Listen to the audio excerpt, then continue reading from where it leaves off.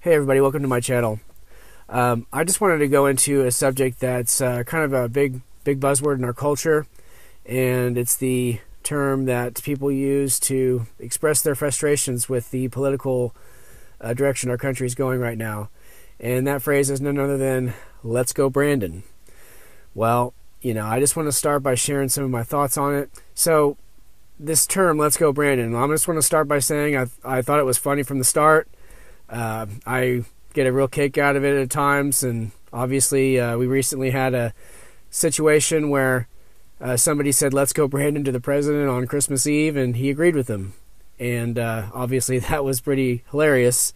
But I think there's something that people really need to think about when they go into this term, because to me it really kind of speaks a lot about partisanship. There's something that the elites do worldwide, and this is common, that there's always an enemy that you have to fight other than them. See, the elites are the ones that are doing most of the policy changes, a lot of the money that enforces policy, a lot of the things that politicians promise to do are going to go straight through these people. Even if they say they're going to work for you, they're really working for these elites. And these elites want you to fight everybody but them. And anybody that you will fight other than them is a good thing to fight. I would suggest that Joe Biden isn't running the show. I think anybody that's really paying attention would agree that even if he wanted to run the show, even if he had the mental faculties to run this show, he wouldn't be running the show.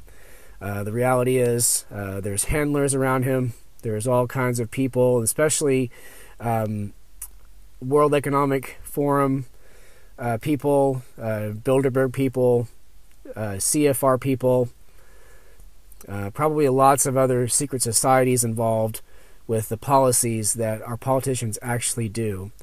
So, you got this Build Back Better thing. That's part of the 2030 agenda, actually, to take away gas, to put a lock on our resources. It's like a choke point, basically, is take away the energy, take away the independence. It's a way to control us. So these policies that Biden is doing is really none other than what's been crafted by people within these supranational organizations. And there's lots and lots of people involved with that. But when we say "Let's go Brandon," we're basically making Joe Biden the boogeyman. Like, he's the one that basically did everything. And it just isn't true. It's a distraction.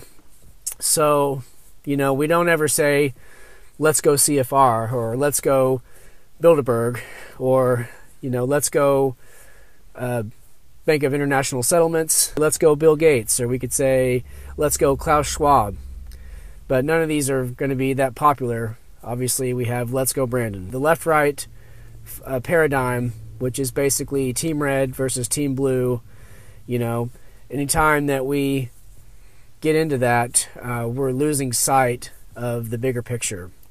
We're losing sight of the people that really run both sides of that enterprise. And it is an enterprise. There's a lot of money to be made in partisanship. I would actually be open to being partisan if there was a party that was actually doing what people elected them to do. But that's just not the truth. It's painfully obvious that it's not the truth, because we keep getting the same policies whether we have Democrats or Republicans. We got midterms coming up in 2022. We just crossed into 2022.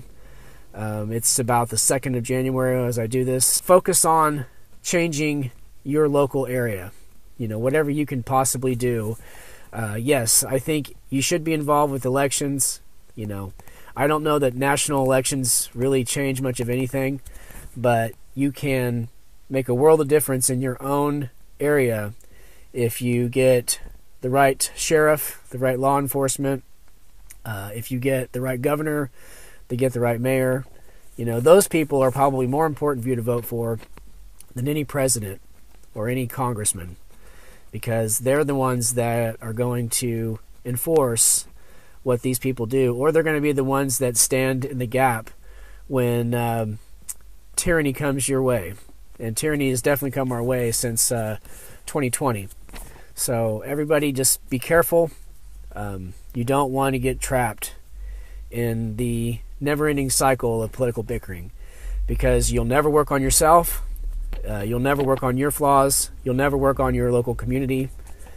You won't make the kingdom come and the will of God be done in your life through Let's Go Brandon. Let's just be honest. That's going to come through a lot of work. It's going to come through a lot of personal responsibility. It's going to come through a lot of self-reflection, getting rid of habits, hang-ups, getting rid of defeatist mentalities in your life.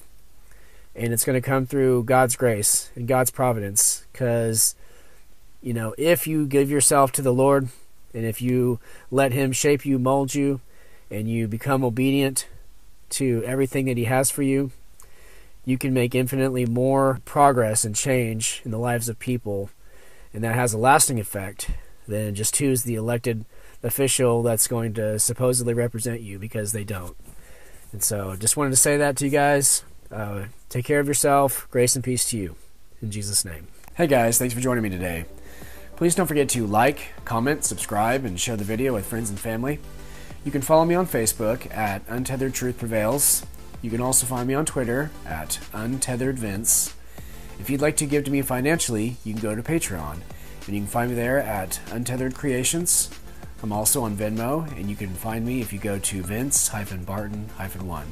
Once again, I really appreciate you all for joining me, and I wish you good success in the pursuit of truth. Grace and peace to you all.